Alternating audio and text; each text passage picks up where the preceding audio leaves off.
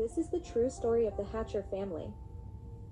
A wealthy businessman, James Hatcher age 30, married Octavia Smith age 20, in 1889.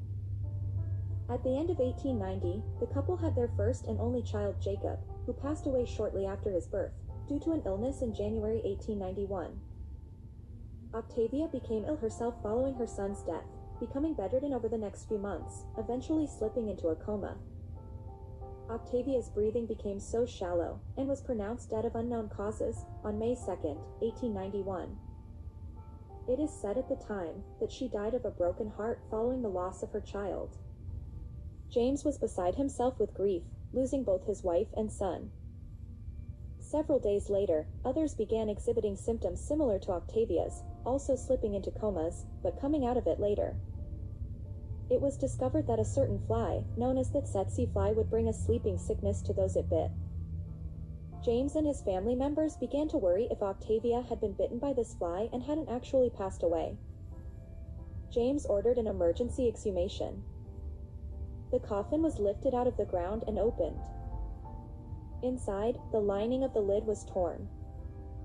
Octavia's fingers were bloody, and her face was contorted in panic. Octavia had been buried alive and now deceased. Octavia was laid to rest, and James never fully recovered from this incident. Following Octavia's reburial, James had a life-sized monument of her erected. The monument featured Octavia holding their infant son Jacob. Sometime later, vandals broke off Octavia's hand holding the infant and stole it.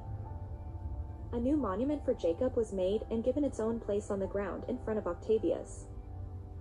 James had this doll designed in her likeness, keeping it as a memento until his own death. The doll is now displayed at the Big Sandy Heritage Center in Pikeville, Kentucky.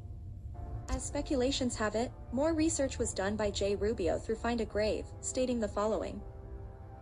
The statue of the baby is on the grave, and has always been there. It was never attached to Octavia's grave, per the 1892 Daily Review in Decatur, Illinois, where the monument was specifically designed and made there. The hand that is broken off held a parasol and had an immense ring on it. James never remarried, but went on to be a wealthy Pike landowner and a prominent business figure. James passed away at his home, located next to the Hatcher Hotel, following an illness of several weeks, after just turning 80 years of age. James had a casket especially constructed for himself. It was a coffin that would allow an escape, in case the person inside wasn't dead, but in a comatose state. If you like this content, please consider liking, sharing, and subscribing to my channel at MeTime806. Thank you very much.